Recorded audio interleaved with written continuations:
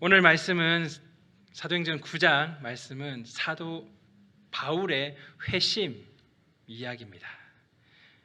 사울이죠. 사울의 회심이라고 그렇게 되어 있습니다. 아마 보시면 아시겠지만 이 극적인 아주 놀라운 그런 회심의 사건으로 많이 알려져 있습니다. 어떤 사람들은 그렇게 말하기도 합니다. 이 극적인 이 회심을 이 바울의 이름의 변화로 알 수 있다. 그렇게 말하기도 합니다. 사울이라는 말이 큰 자를 뜻한다고 합니다. 예전에 사울 왕이 있었죠. 다윗 전에 어떻게 보면 이스라엘의 첫 번째 왕입니다. 그 왕이 사울이었습니다. 이름이 사울이었습니다. 그 이름이 뜻하는 바가 큰 자라는 뜻이라고 합니다. 그리고 그에 반해서 바울이라는 뜻은 작은 자라는 그런 의미를 가지고 있다고 합니다. 작은. 그래서 사울 큰 자로 그렇게 교만하는 모습이었다가 이제 바울 작은 자의 모습으로 변했다. 이 극적인 놀라운 그 회심, 이름이 변한 것처럼 그렇게 변했다라고 말하기도 합니다. 근데 사실 이 사울이라는 이름은 그냥 히브리식 이름이고 바울은 헬라 로마의 그 이름입니다. 그냥 두 가지 다른 이름인 거죠. 그리고 우리가 계속 보겠지만 회심 이후에도 계속 사울로 불리는 것을 우리가 볼 수 있습니다. 사도행전에도 계속 사울이라고 부릅니다.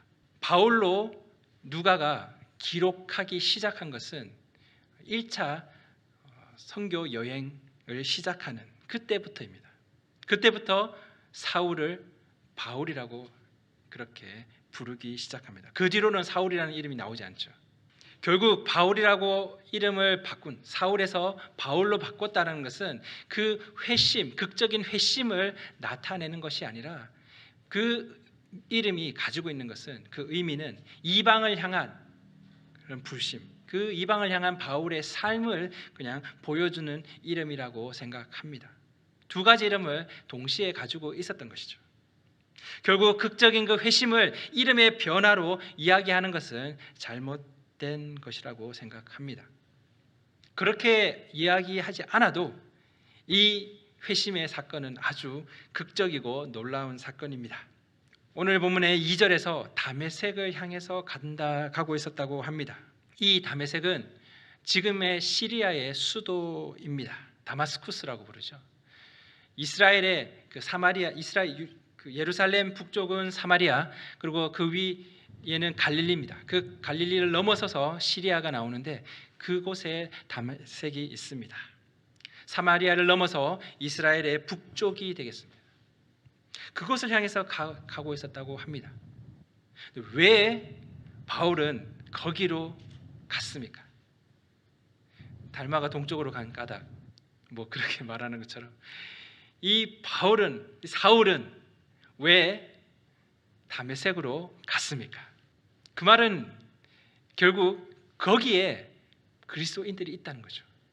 체포해야 하고 잡아서 가두어야 될 그 그리스도인들이 거기에 있다는 것입니다. 거기까지 그리스도인들이 갔다라는 것이죠. 어떻게 보면 거기까지 도망갔다는 것이고요. 어떻게 보면 거기에까지 복음이 전파됐다라고 그렇게 볼 수도 있습니다. 거기까지 복음이 전파되었다고 우리가 볼 수도 있습니다.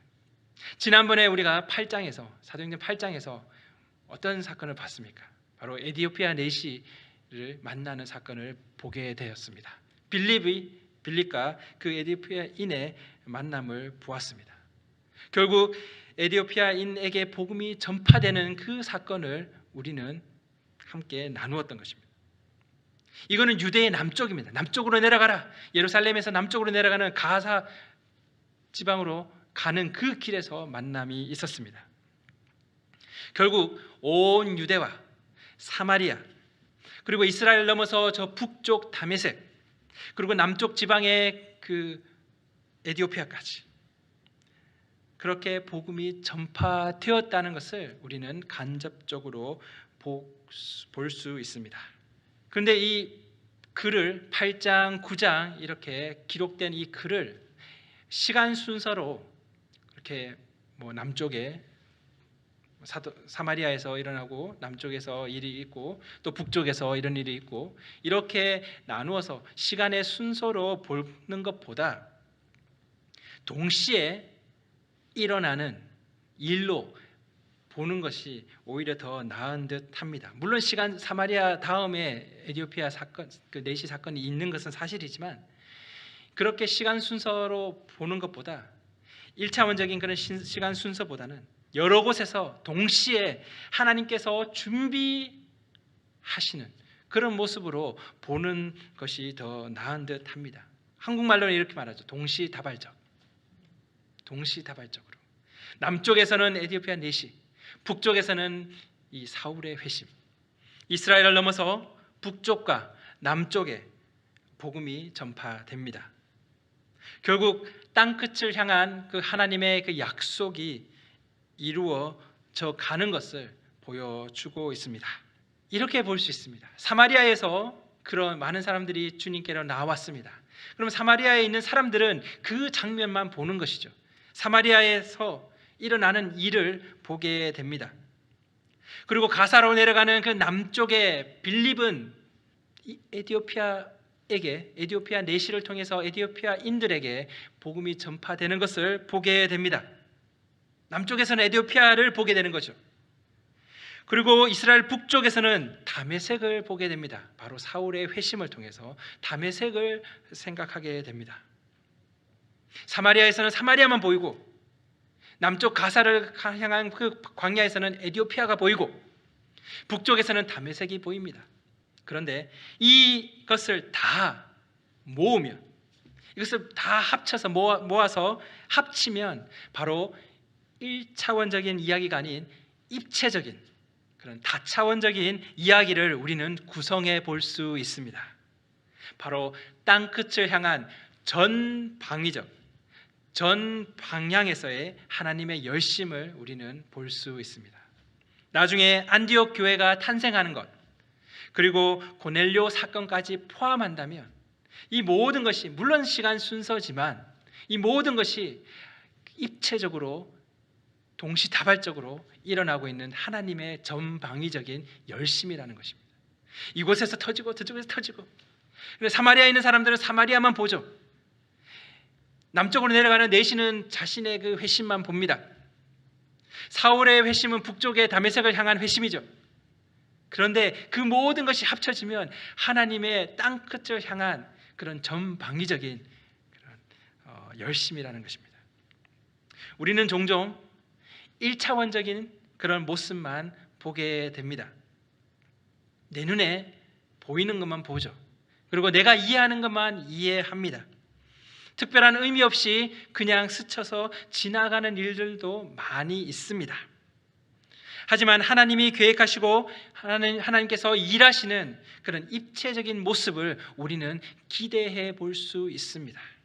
비록 1차적인 생각을 가지고 또 이해하지 못할지라도, 내 눈에 보이는 이 사건이 그냥 지나갈지라도 하나님이 계획하시고 하나님이 준비하시고 하나님이 일하시는 그 일은 우리가 보지 못하는 입체적인 그런 이야기로 일어나고 있는 것입니다. 오늘 이 사울의 회심에 대한 이야기는 사도행전에 3번 등장합니다. 오늘 본문에 등장하고 또 22장에도 등장하고 26장에도 등장합니다. 22장에서는 예루살렘에서 유대인들 앞에서 바울이 자신에 대해서 변호하는 그런 이야기가 등장합니다. 그때 자신의 회심에 대해서 이야기를 합니다.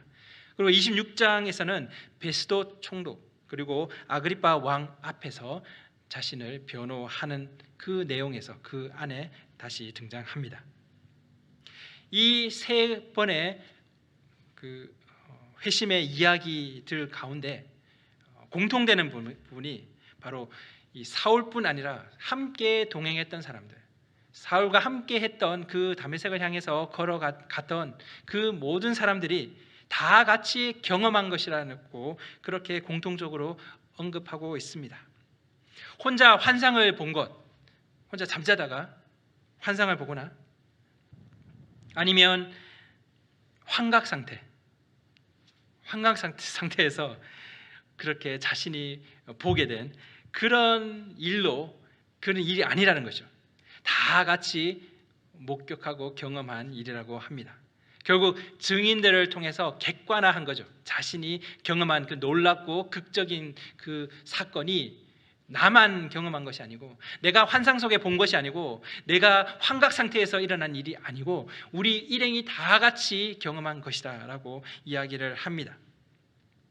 그런데 영어는 조금 그렇지 않은데, 한글 성경은 조금 우리를 혼란스럽게 하는 부분이 좀 있습니다. 바로 오늘 7절 말씀에 같이 가던 사람들은 소리만 듣고 아무도 보지 못하여 말을 못하고 서 있더라. 그런데 사도행전 22장 9절에서는 이렇게 기록하고 있습니다. 나와 함께 있는 사람들이 빛은 보면서도 나에게 말씀하시는 이의 소리는 듣지 못하더라. 오늘 본문에서는 같이 가던 사람들이 소리만 들었답니다. 그리고 보지 못했다는 것이죠. 근데 사도행전 22장 9절에서는 나와 함께 있는 사람들이 빛은 보았는데 소리는 듣지 못했다. 모순이 아닙니까? 여기서는 들었는데 보지는 못했고, 여기서는 봤는데 듣지 못했다고 하니까 이 모순입니까? 영어는 그렇지 않습니다. 영어는 모순되지 않게 번역을 했는데 한글은 좀 모순이 되는 것처럼 보입니다. 종합하면 아마도 모두가 빛을 본 것 같습니다. 그리고 어떤 소리를 들었던 것 같습니다. 하지만 사울과 예수님이 나눈 그 대화를 그들은 알지 못했습니다. 들었는데 이해를 못했거나 아니면 알아들을 수 없는 그런 소리였을 수도 있습니다. 동일하게 그들은 빛은 보았습니다. 하지만 부활하신 예수님은 보지 못했던 것입니다. 오직 사울만 부활하신 예수님을 보았고, 또 그에게만 의미 있는 그런 대화였다라고 그렇게 생각합니다. 오늘 본문에 보다라는 단어가 많이 등장합니다. 7절에서 아무도 보지 못하여, 8절은 아무것도 보지 못하고, 또 9절에서는 보지 못하고, 12절에 다시 보게 하는 것을 보았느니라, 또 17절에 너로 다시 보게 하시고, 또 18절에는 비늘 같은 것이 벗겨져 다시 보게 된지라. 계속 보다라는 단어가 등장합니다. 사울이 못 보게 된 것은 하나님의 징계가 아닙니다. 밝히 본다고 여겼던 사울, 오늘 본문 1절에서도 주의 제자들에 대하여 여전히 위협과 사기가 등등하였던 그 사울, 밝히 본다고 여겼던 그 사울, 그가 사실은 진리를 보지 못하고 있는 맹인이었다는 것입니다. 예수님을 만나고 난 후에 육체적으로 보지 못함을 경험합니다. 그것을 통해서 자신이 진리에 대해서 맹인이었음을 깨닫게 되었을 것이라고 생각합니다. 눈에서 비늘 같은 것이 벗겨져서 다시 보게 되었을 때 그가 보았던 세상은 이전에 그가 보았던 것과는 전혀 다른 것이었습니다. 예수님을 만나서 눈이 멀고 그래서 보지 못하다가 다시 보게 되는 극적인 그런 경험을 할 수 있습니다. 또 그런 경험이 없을 수도 있습니다. 사울처럼 그런 놀라운 극적인 경험을 한 사람도 있고, 또 그런 경험이 없는 사람도 있습니다. 어떤 사람들은 극적이거나 기적 같은 일이 나에게는 일어난 적이 없다고, 나의 회심은 그렇지 않았다라고 말하기도 합니다. 오늘 본문에서 우리가 볼 수 있는 것은 하늘에서로부터 해보다 더 밝은 빛이 사울과 일행들을 비췄습니다. 예수님과 사울의 그 대화를 들었든 아니면 들었는데 이해를 못하든 무언가를 듣기는 들은 것이죠. 빛이 비춰지는 것을 보았습니다. 놀라운 장면, 극적인 그 상황 가운데 그들도 있었습니다. 놀라운 일을 함께 경험했던 것이죠. 하지만 눈이 멀어서 보지 못한 사람은 사울밖에 없었습니다. 부활하신 예수님과 맞닥뜨린 이는 사울뿐이었습니다. 인생의 어느 시점에서 우리 모두는 예수님을 만났습니다. 그리고 그리스도인이 되었습니다. 극적인 만남, 기적 같은 일이었을 수도 있고 아닐 수도 있습니다. 하지만 극적인 만남 그리고 기적 같은 그 일이 우리를 변화시킨 것이 아니라 누구를 만났는가가 우리를 완전히 바꾼 것입니다. 똑같이 놀라운 것을 경험했죠. 빛을 보았습니다. 소리를 들었습니다. 하지만 눈이 먼 것은 사울뿐이었고 또 부활하신 예수님을 만난 것은 사울뿐이었습니다. 극적인 만남, 놀라운 일이 그들을 변화시킨 것이 아니라 누구를 만났는가가 그들을 완전히 바꾸었습니다. 즉 사울을 바꾸었던 것이죠. 우리를 완전히 바꾼 것은 극적인 체험이 아니라 누구를 만났는가입니다. 박해자로 길을 가던 그 사람이 박해하는 사람, 그 박해자로 그 길을 가던 그 사람이 박해를 받는 사람으로 변화된 것, 그것은 극적이고 기적 같은 사건이 있어서가 아니라 바로 예수님을 만났기 때문입니다. 이 세상 가운데는 여전히 조롱하는 소리가 있습니다. 죽은 예수를 어떻게 만나는가? 사랑의 하나님이라고 말하면서 왜 다 만나주지 않습니까? 누구는 만나고 누구는 안 만나주고, 그런 것이 사랑의 하나님입니까?